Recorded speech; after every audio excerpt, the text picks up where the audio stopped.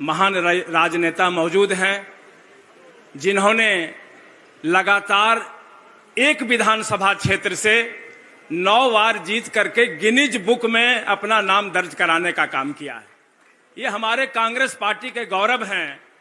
ऐसे महान नेता जो अभी 2 बार से राज्यसभा के सदस्य हैं, राज्यसभा में डिप्टी लीडर हैं और अपने प्रखर वक्ता के रूप में देश में पहचान बनाई है। और हम प्रातः स्मरणीय माननीय प्रमोद तिवारी जी को आमंत्रित करता हूं कि आएं और हम समूह को ऊर्जा प्रदान करने का काम करें। आदरणीय प्रमोद तिवारी जी।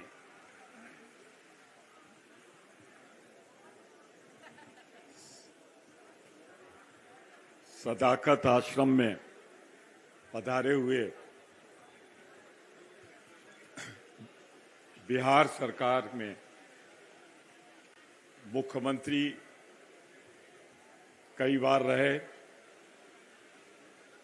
भारत सरकार के रेल मंत्री के रूप में उन्होंने बिहार उत्तर प्रदेश को जितना दिया किसी ने नहीं दिया, ऐसे लालू प्रसाद यादव जी का मैं उस स्वरूप का स्वागत करता हूं कि वो जिंदगी भर सांप्रदायिकता से लड़ते रहे।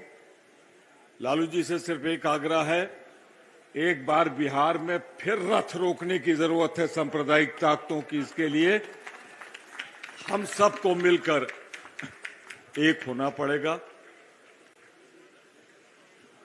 मैं शब्द नहीं है मेरे पास जिनसे मैं प्रशंसा कर सकूं आपके अध्यक्ष डॉक्टर अखिलेश प्रसाद सिंह जी का। मैं अभी आ रहा था, जब रास्ते में लोगों को आते हुए देख रहा था। अब हम सबका काम ही यही है कि नजरों से पहचान लेते हैं वातावरण कैसा है। एक बार फिर बिहार की कांग्रेस अंगड़ाई ले रही है, ये मुझे सड़कों पे दिखा। वो जोश और उत्साह दिखा, वो यहां भी है, ये मैं महसूस कर सकता हूं। और सच पूछिए तो उत्तर भारत से अब आपको कमान संभालनी पड़ेगी, क्योंकि जब भी क्रांति की ज्वाला जलती है बिना बिहार के वो कभी पूरी नहीं होती है। आपको अपना वो स्वरूप याद करना पड़ेगा। मैं आगे इसको विस्तार से बताऊंगा। मेरे महासचिव रहे आदरणीय तारिक अनवर जी, जिनके कार्यकाल में मैं कांग्रेस विधानमंडल दल का नेता बना।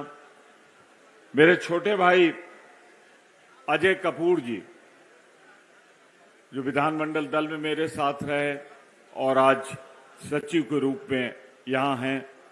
भाई निखिल कुमार जी, मेरे पुराने दोस्त।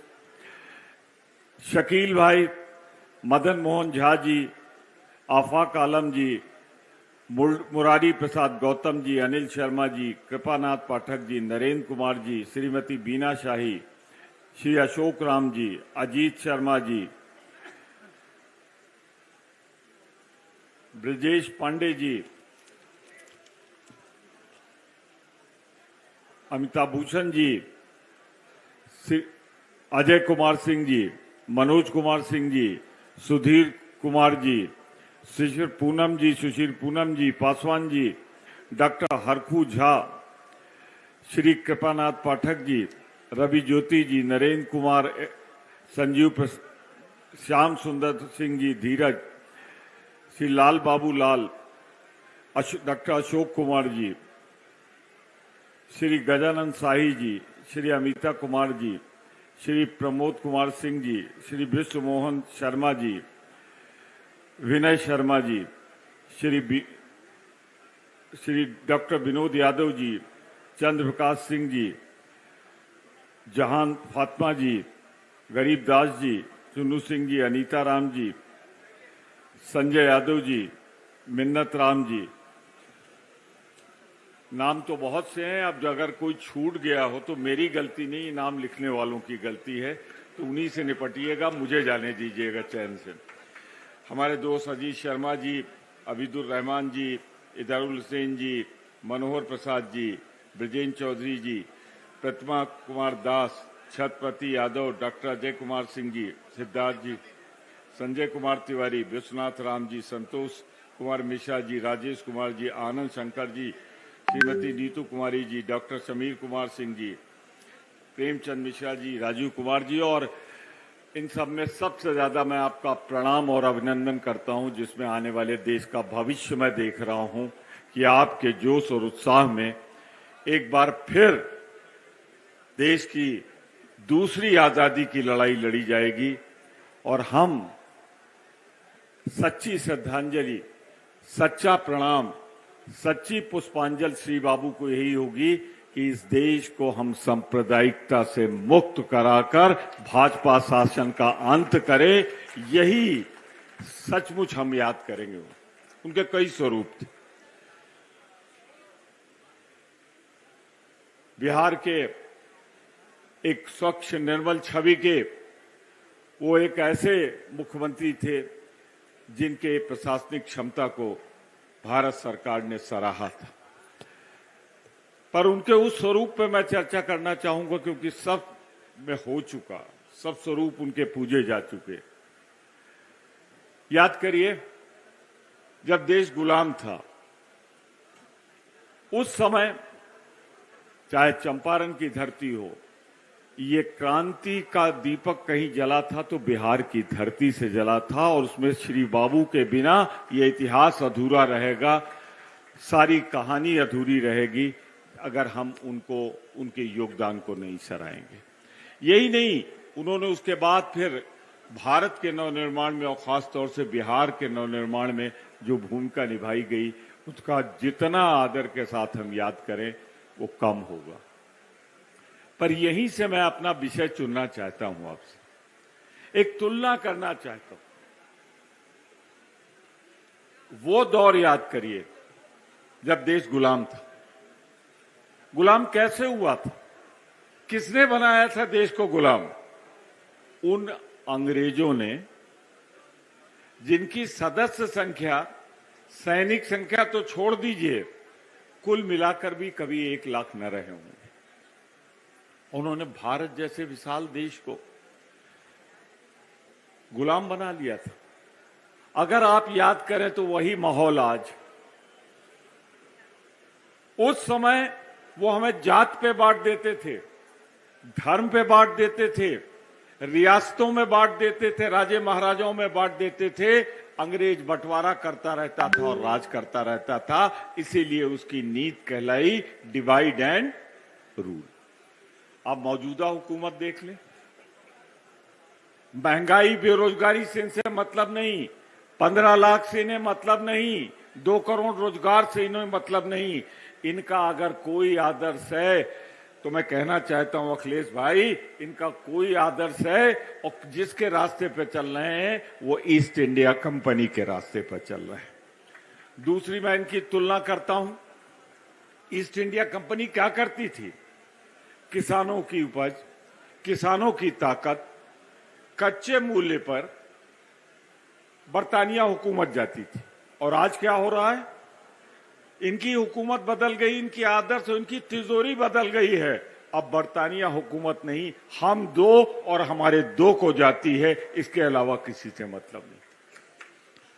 तो अगर अंग्रेजों से मिलता जुलता चरित्र इनका है, सांप्रदायिकता करते हैं, लूटते हैं देश को, तो इनसे लड़ने के लिए भी अगर गांधीवादी नीति की जरूरत पड़ेगी और उसके लिए सबसे पहले हिंदू, मुस्लिम, सिख, ईसाई आपस में हमको एक होकर करना पड़ेगा। कुछ लोग आज मैं देख रहा हूं निरपेक्ष स्वभाव से बैठे, वो लड़ाई में शामिल नहीं होना चाहते, डर गए, क्योंकि भारतीय जनता पार्टी बाद में है, उसका संगठक फ्रंटल ऑर्गेनाइजेशन कोई है तो ईडी, सीबीआई, इनकम टैक्स, यही तो है। ये हिम्मत तोड़ना चाहते हैं आपकी, ये हिम्मत उन लोगों की तोड़ना चाहते हैं। उन्हें सबक लेना चाहिए लालू यादव जी से भी कि वो झुकने को नहीं तैयार, टूटने को तैयार हो गए थे।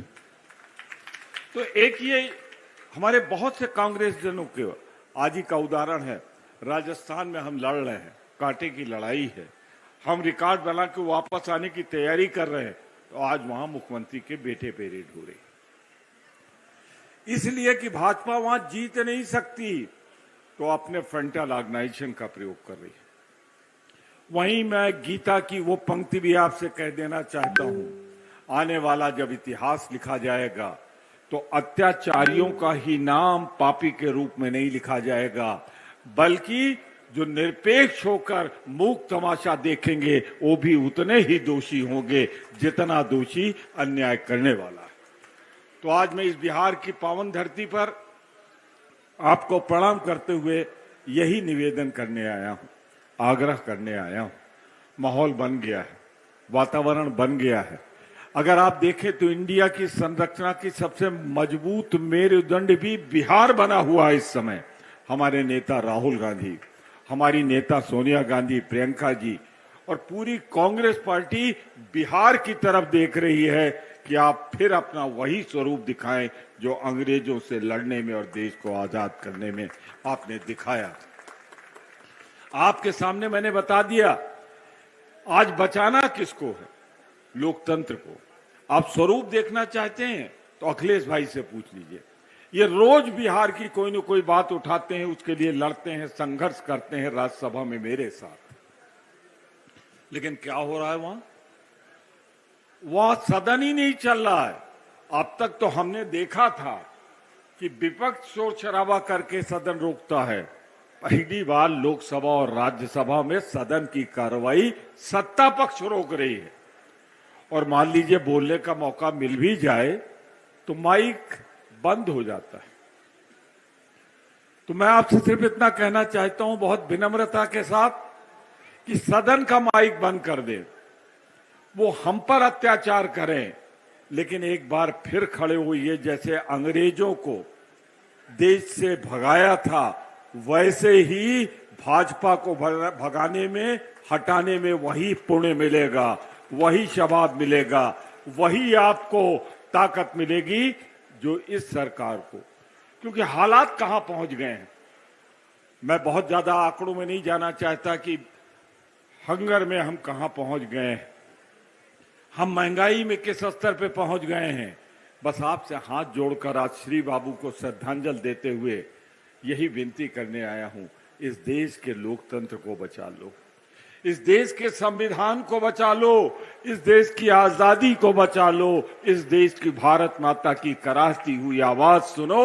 और अगर भाजपा के खिलाफ, उसके गठबंधन के खिलाफ आप जो भी अर्पित करेंगे वो भारत माता के चरणों में अर्पित होगा। और इसलिए जिन्हें ये कहीं दिल में कसक हो कि वो आजादी की लड़ाई में नहीं लड़े, तो इससे पुनीत मौका नहीं आएगा।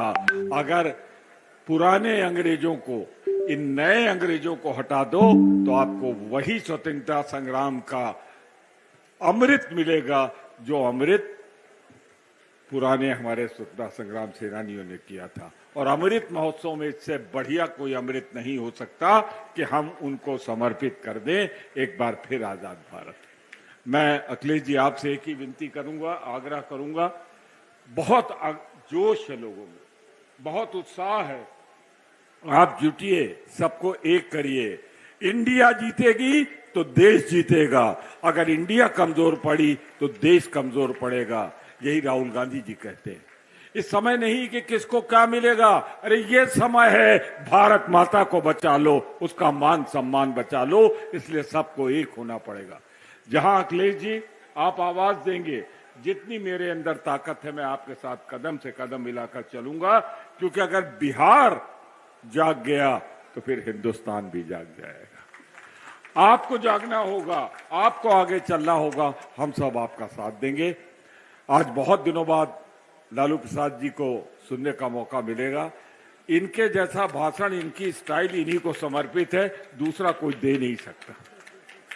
तो मैं आज उनको सुनना चाहता हूं और बहुत ही आदर के साथ, उनको नम्रता के साथ प्रणाम करते हुए कहना चाहता हूं कि एक बार फिर रोक दीजिए रथ को, रोक दीजिए रथ को, और फिर यहीं से जो आग लगेगी, जो चिंगारी सुलगेगी, वही देश बचाएगी। धन्यवाद, जय हिंद। हार्दिक आभार माननीय प्रमोद तिवारी साहब। अब हमारे बीच इस समारोह के उद्घाटनकर्ता और गरीबों के मसीहा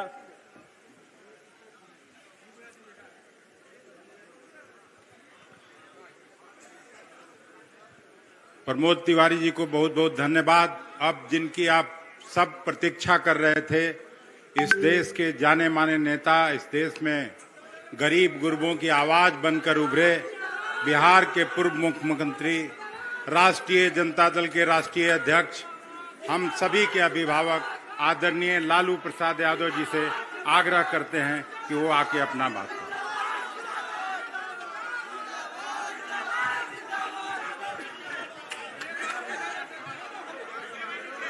अध्यक्ष जी,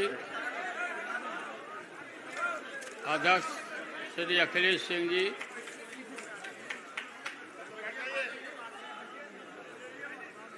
सुमरन जी महाराज जी, प्रमोद तिवारी जी, तारिक अनवर साहब,